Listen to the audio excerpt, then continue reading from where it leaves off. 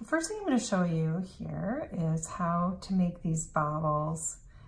You're working from the bottom up, and then you start the first one here and go up here to the neck, doing a bobble every 3 rounds, and then also when you pick up the tail on the way down from here down.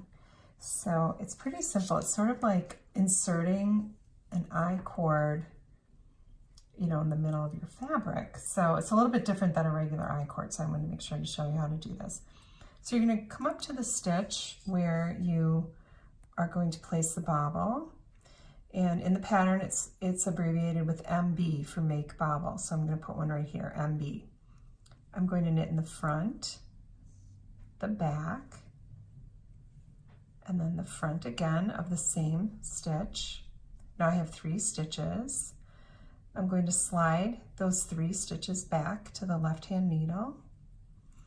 Now you can see my yarn is coming from the 3rd stitch, and I'm going to bring that up to the 1st stitch and knit again. So that's kind of like the I cord.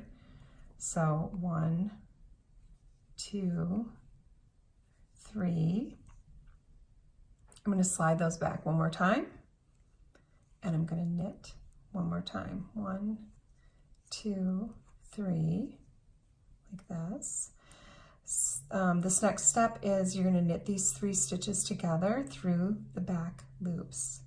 So I slide them back on my left needle. I'm going to insert the point of my needle through the back loops of all 3, and then I'm going to go ahead and knit those 3 together.